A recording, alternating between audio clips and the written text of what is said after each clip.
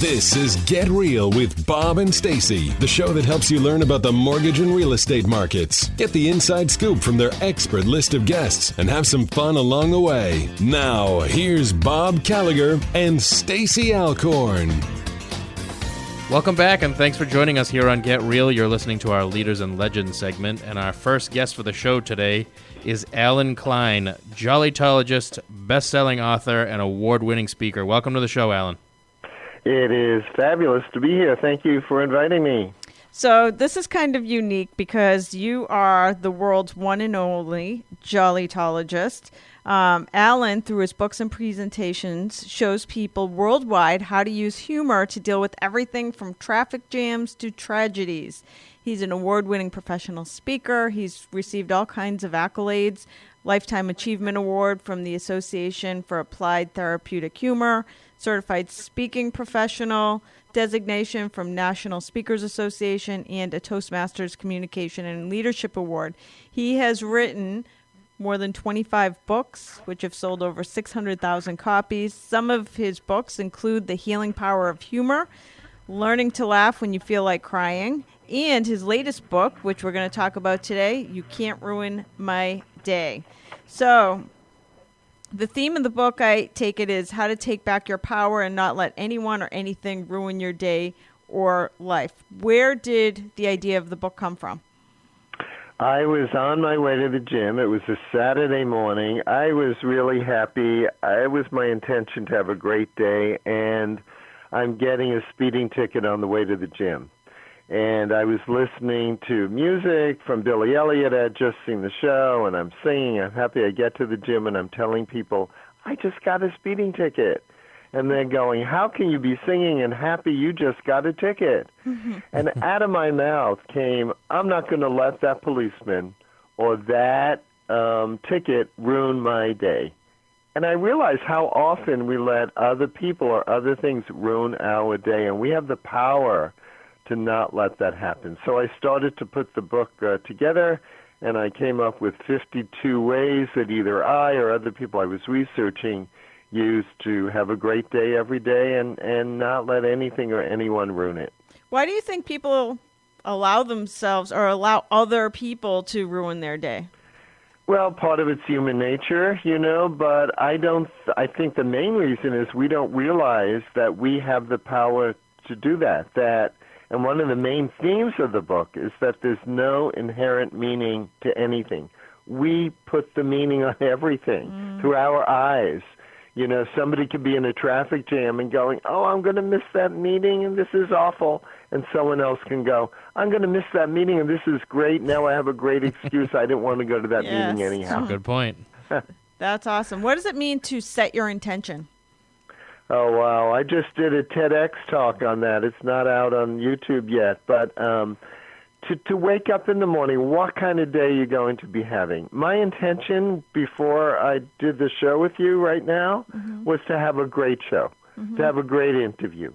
So because I think the world, you start thinking that way, and the world kind of lines up with your thinking, and people start getting on board with your thinking. So I'll give you one example. I used to live in New York City. I wanted to march in the Macy Day Parade when I was here in San Francisco looking at it one Thanksgiving. I didn't know how to do it, but my intention was I'm going to march in the Macy Day Parade. So I asked everyone I knew, because I believe we're 6 degrees of separation from people that could help us get what we want, and nobody knew how I can get in the parade. So I asked a couple of my other friends on Facebook, my 2,500 friends, and one woman said, I don't know who to ask, but I'll find out for you. I live in New York City, and she did, and I got in the parade, and it was one of the most joyous events in my life because I'm shaking hands with everyone along the parade route, a lot of people, and wishing them happy Thanksgiving. And the kids' faces and the older people's faces just were glowing. Everyone was happy that day. So it was my intention to do it, and I made it happen. That is so cool. That's an awesome story. So what do you mean by the wake-up call, stop struggling? Well, again, it's what is your intention, and often what I find in my life, when I'm struggling with something, when something's not happening or coming, I think maybe it's not the right time, or maybe I'm doing it wrong. Or I gotta stop. I gotta let that go, and again, let the world support me. So about 8 of my books were published by Random House, and they closed that division, and so the books were out of print. So I got the rights back. And for over a year and a half, I struggled every day contacting publishers, contacting other authors, who was their publisher, trying to get those books republished. And it didn't happen. And I thought, Allen, stop struggling. And so I put a little note, a card above my computer that said, the perfect publisher will find me. And I just let that happen. And so several months later, I go to a meeting, I sit down, and the man beside me is turned around talking to 2 women, and they're telling him that they have a very successful publishing company, but they're starting a new division, and they are looking for books that are uplifting, motivational, inspirational. And I turned around and I said, I have 7 or 8 of those. But they have the rights back. They're all ready to go. And they gave me their card to send them the books. And I looked at the card, and this was the first miracle, the first stop struggling. The card, their office was 5 blocks away from where I lived. So I brought the books to them, and they since published several. But then they got too big for their small office, so they moved, had a big party. I walk in, and this woman comes up to me, and she says, you don't know me, but I know you, and I own this company. I'm glad you're one of our authors. I live in London, so I'm not here a lot. That's why you haven't seen me. But I've known you for about 10 years. And I look at her and go, I don't know you. And she said, and this is the second miracle why the perfect publisher found me. She said, I used to live across the street from you, and I'd see you walk your dog every single day for 10 years. Holy cow. Wow. The perfect publisher found me, and now they have published, I think next year's book is the 8th or 9th book they're publishing. Wow. That's an awesome story. You also say that people need to practice staying in neutral. What does that mean? Well, when you put your car, Stacy, in neutral, and it doesn't go forward, it doesn't go backwards, it doesn't go sideways, it's just there. And I think sometimes when we get caught up in things, we need to realize we can put things in neutral. Don't get in an argument. If you're flying and your flight is delayed or canceled, don't get in an argument with the person behind the counter. They're doing their job.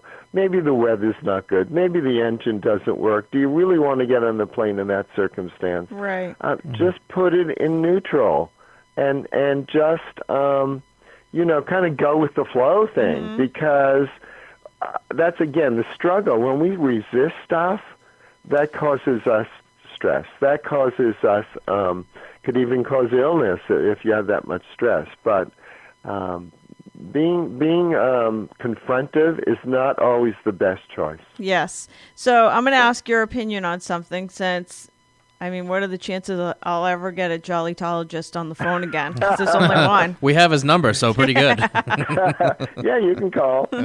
So, what's your question? All right. So the other day I was in a really negative mood. I was heading to the gym. I go to the gym in Boston, which normally Boston is a 20-minute ride, but in the mornings it's like an hour and a half. So by the time I got to my trainer, I was so negative. And I understand, I believe that if you have negative vibrations, that you end up creating more negative stuff in your life. So I knew I had to snap out of the negative vibration. So I go to the gym. I'm really negative. My trainer's like, oh, how's your diet going? I'm like, terrible. I'm going to just eat Hostess cupcakes. I'm really negative.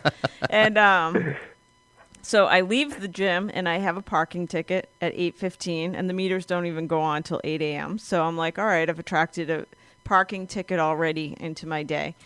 So I'm like, all right, on the ride home, I need to start changing my focus or I'm going to get more negative stuff. So the way that I try to change my perspective is I do what's called a focus wheel, like put what I want to happen in the middle of it, and then start writing all around the wheel the evidence that what I want to happen is in fact happening. So That is great. So, and did it work? Oh God, yeah. By the end of the day and by the next morning, I was like a new person instead of focusing. Because I think in general, see, this is you should have written this book. It's like you have the power to do that. Right. You could have been negative for the whole week, or you could have changed that and go, yeah, I got the parking ticket. Yeah, this happened. That I am in traffic. But just, again, put it in neutral.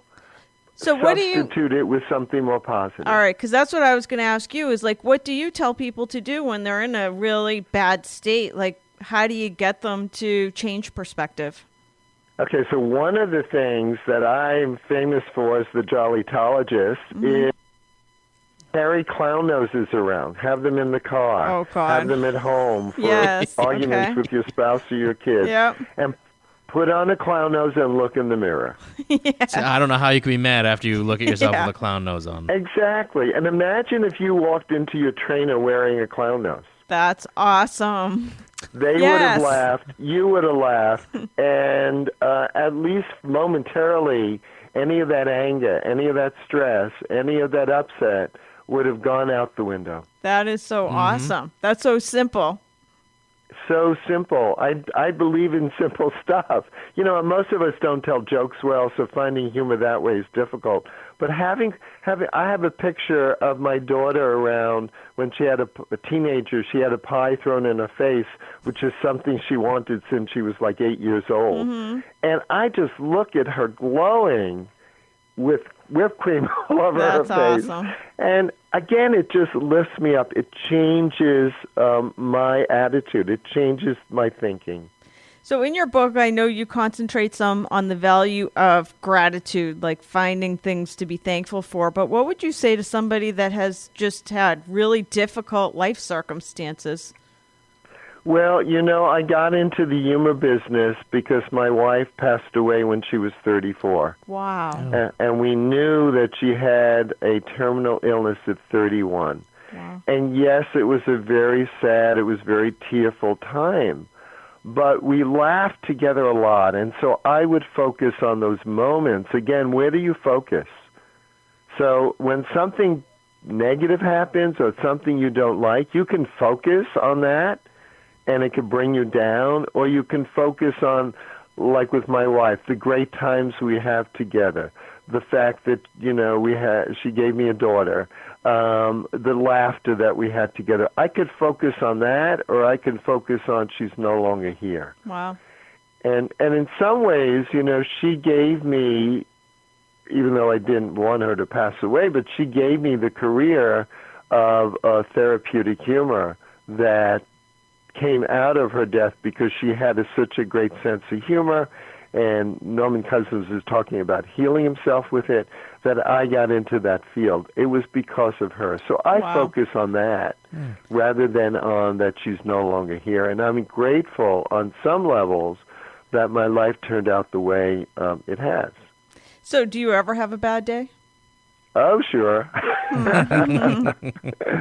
I'm human. But then I start thinking, wait a minute, this is what you teach. You've got to turn this around. You can't.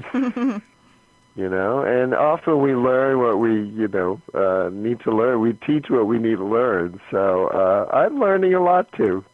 Wow, that's awesome. So I have a couple more questions for you. But before we go there, what is the best place, or where is the best place for people to stay in touch with you, buy your books, etc.? Oh, that's a great question. My website, www.allenklein.com, and they need to spell it right, ALLENKLEIN.com, allenklein.com. They can just go on the internet and look up Allen Klein, ALLENKLEIN, or they can email me at humor, HUMOR, at allenklein.com. So let's talk about your daughter. do you have any tips for kids? Because especially kids, like I have a 6-year-old and she has a kid at school that picks on her and she comes home upset.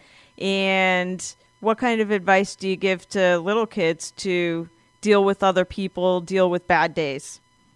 Wow, you didn't know this, but my next book is called Secrets Kids Know and Adults Ought to Learn. Wow. That's awesome. But again, you can teach her what we were just talking about, that when that other kid is, I wouldn't say bullying, but upsetting her, she has the power to not let that child do it.